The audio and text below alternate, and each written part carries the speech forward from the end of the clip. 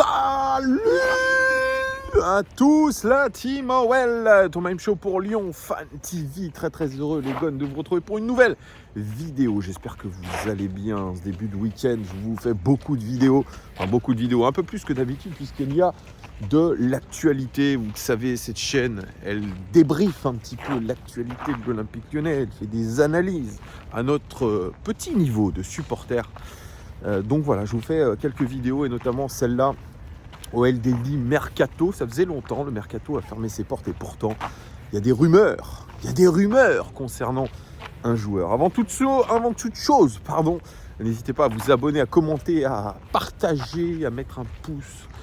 Bref, vous connaissez la musique. Alors, rumeur concernant un joueur de notre effectif qui est aujourd'hui en perdition la plus complète, c'est Houssem Aouar, l'ancien petit prince du Groupama Stadium qui a débuté sa carrière en 2017, soit l'âge de mon fils, quasiment 6 ans, c'est peu, mais voilà, il y avait tellement d'espoir autour de Houssem Aouar qu'il allait devenir une légende de notre club, qu'il allait au moins avoir la même carrière à l'OL que par exemple Nabil Fekir, dont il est un peu, il a un peu les mêmes caractéristiques.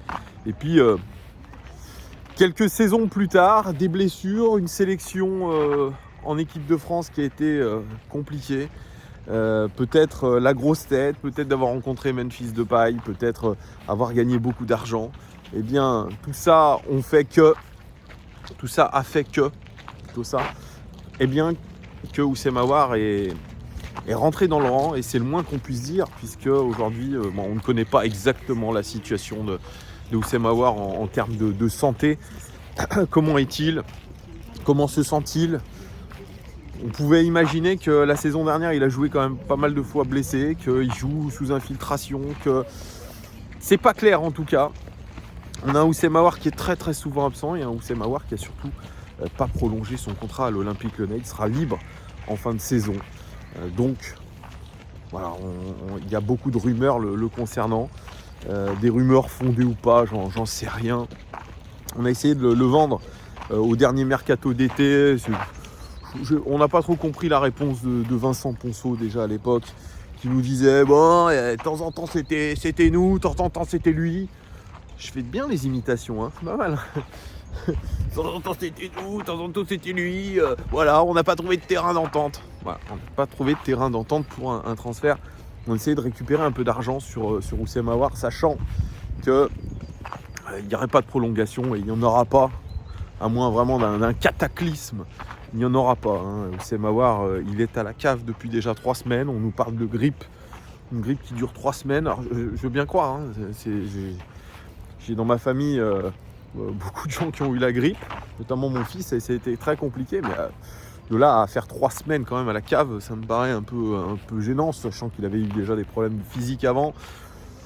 Bref, on ne connaît pas exactement la nature de tout ça. Est-ce que c'est une semi-mise au placard? Bref. Donc Houssem Aouar, le moins qu'on puisse dire, c'est qu'il est plus trop concentré sur le projet de l'Olympique Lyonnais, qu'il est lui aussi très énervé, parce qu'aujourd'hui je fais la révélation. J'avais fait une vidéo en début de saison quand j'ai été à l'entraînement de l'OL, et j'ai été pris à partie par un joueur, c'était Houssem Aouar, qui était très mécontent de ce qu'on pouvait raconter sur cette chaîne ou sur les autres chaînes peut-être qui parlent de l'Olympique Lyonnais. Et moi je lui ai répondu qu'on n'avait jamais parlé mal de lui, en tout cas pas d'insultes ou quoi que ce soit, et que nous on n'était que dans la spéculation, puisque on n'a jamais l'état physique d'un joueur, clairement, parce que les joueurs ne communiquent pas là-dessus, le club ne communique pas là-dessus. Donc voilà, ça va que dans la spéculation. Donc il peut être énervé. Nous on l'est en tant que supporter, parce que c'est un joueur sur qui on comptait beaucoup, et qui aujourd'hui nous a déçus, et il a été pris en grippe par le public parce que il n'est pas clair, parce qu'il communique mal, parce qu'il est peut-être un petit peu prétentieux dans sa communication plutôt, ou dans sa non-communication. Moi je vois quelque chose un petit peu prétentieux en disant voilà, j'ai pas à communiquer parce que je suis au-dessus de ça et j'en ai rien à foutre, sauf que le public l'a pris en grippe, comme Moussa Dembélé, comme comment il s'appelle, Karl Toko Ekambi, sauf que c'est le seul joueur formé au club qui a eu son étendard avec dégage ou dégagé. Je pense que ça fait mal. Même lui, ça doit lui faire mal de passer d'un petit prince du club à un paria. Voilà, c'est des choses comme ça. Je pense qu'il a très mal vécu les sifflets. Il a mal vécu aussi je dirais le comportement du public envers ses amis qui sont Moussa Dembélé et Karl Toko Ekambi, qu'il a beaucoup défendu. Je pense que sous ces airs de garçon très gentil, Oussem, c'est quelqu'un qui a du caractère. C'est quelqu'un qui ne se laisse pas faire. Quelqu'un qui peut être très vite agacé. Et vous le savez, dans le monde du football, il y a un entourage. Et l'entourage, il scanne tout. C'est-à-dire qu'il va sur Twitter, il va sur Instagram, il va sur YouTube et il regarde ce qu'on dit sur les joueurs. Et puis, il rapporte. Il rapporte beaucoup aux joueurs et donc ça peut évidemment faire monter la sauce. Ça peut mettre dans des mauvaises dispositions. Donc voilà, il n'y a pas peut-être de sérénité autour de Oussem Aouar. Mais la faute à qui ? Moi, je dirais la faute toujours aux joueurs déjà en premier lieu et au club. Voilà, il y a deux responsables dans cette histoire. C'est eux. Donc aujourd'hui, on se retrouve avec un Oussem Aouar qui est en fin de contrat, qui donc n'est pas parti l'été dernier, qui n'est pas parti cet hiver. Alors on avait parlé d'un accord avec l'AS Roma, mais finalement le projet ne l'a pas convaincu. Il est resté. On ne sait pas trop ce qui s'est passé, on ne saura vraisemblablement jamais. Et puis là, il y a 2-3 jours, on nous a dit, ça y est, sur Twitter, il y avait des journalistes allemands qui disaient « Ouais, ça y est, Oussem Aouar a trouvé un accord avec l'Eintracht Francfort.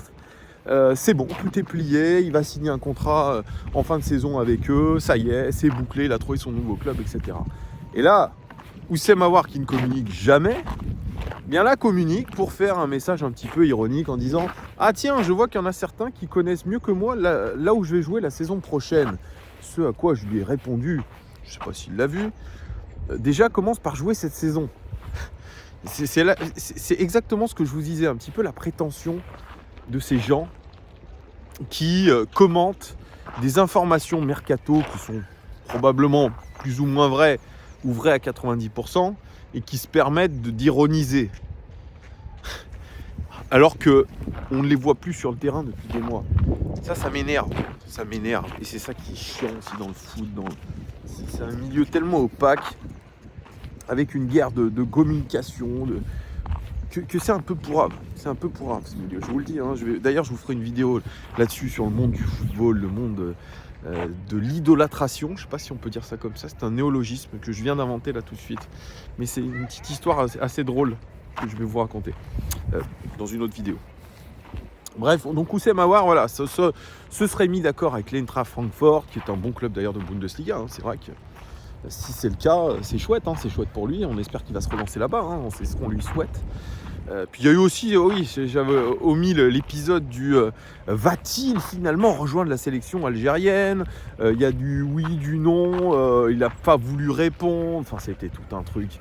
Belmadi le voulait, il n'a toujours pas donné sa réponse. Enfin, bon, vous allez me dire, déjà il faut qu'il joue. Alors, il y a eu aussi tout ce cirque autour de sa sélection avec l'Algérie. Ça, il faudra aussi clarifier les choses. Ça, c'est évident que je pense que les supporters de la Khadra, ils veulent savoir aujourd'hui ce que va décider Oussem Aouar, comme d'autres binationaux d'ailleurs. Ce serait intéressant d'avoir aussi, je dirais, une position très claire concernant tout ça, parce que ce sont des choix importants dans le monde du football, la sélection nationale. Donc voilà, donc Oussem Aouar a démenti, et là on nous dit finalement, je crois que c'est Foot Mercato qui nous dit finalement Oussem Aouar, c'est pas finalement sûr qu'il signe à l'Eintracht Francfort. Il y a le Betis Séville qui est sur lui, en plus Nabil Fekir qui s'est refait les croisés, grosse force à lui d'ailleurs, c'est chaud ça aussi. Il y a toujours l'AS Roma qui est chaud sur lui, et puis une équipe qui roule sur l'Europe actuellement, c'est Naples, qui va être champion d'Italie, qui est aussi sur le garçon, donc il a l'embarras du choix, donc il n'a plus qu'à choisir. Alors ça, c'est très étonnant quand même que des clubs aussi prestigieux que tous ceux que je viens de vous citer soient intéressés par Oussem Aouar, qui n'a pas joué depuis des lustres, qui est dans une inconstance physique la plus totale. Ça, je comprendrais pas, je comprends pas qu'on puisse surtout prendre un joueur sur le statut sans être assuré sur son niveau physique. faut m'expliquer aussi à un moment donné. Là, je comprends pas. S'il y en a certains en commentaire qui ont la réponse. Je vois notamment un Samuel Umtiti. Samuel Umtiti, il a eu des pistes à droite, à gauche. Ça s'est fini à Lecce, qui est un club promu en Serie A, qui je crois que d'ailleurs il se bat pour encore une fois ne pas descendre. Mais Sam Umtiti, avec toutes ses blessures, les gros clubs, ils n'ont peut-être pas voulu prendre de risques, dont l'Olympique Lyonnais n'a pas voulu prendre de risques en le reprenant. Et là, il fait une saison qui est plus qu'honorable et plutôt pas mal. Et là, apparemment, il y a des rumeurs comme quoi l'Inter Milan se serait positionné sur lui pour remplacer Milan Skriniar. Donc, vous voyez, ça serait plutôt dans cet ordre-là. Alors, bien sûr, les deux joueurs n'ont pas le même âge, quoique Umtiti est un petit peu plus âgé. Mais Oussem Aouar, voilà, pourquoi ne pas aller dans un club un petit peu moins huppé, se refaire une santé, une cerise, peut-être avec moins de pression, et ensuite viser un peu plus haut. Voilà, je sais pas. On verra. En tout cas, cette histoire avec Oussem Aouar, on verra où elle va mener. On verra aussi ses prestations sur les prochaines semaines. Est-ce qu'il pourra être un élément décisif de notre équipe ? Peut-être que Oussem Aouar va être un élément décisif. C'est ce qu'on souhaite. C'est ce qu'on souhaite aussi avec Moussa Dembélé, même si j'ai du mal à penser quand même que ces joueurs-là qui ne sont plus concernés par le club puissent être dans bon état d'esprit. Voilà. Vous me direz en commentaire ce que vous pensez d'ailleurs de cette situation de Oussem Aouar. J'attends vos commentaires avec impatience. Gros bisous les amis. Ciao.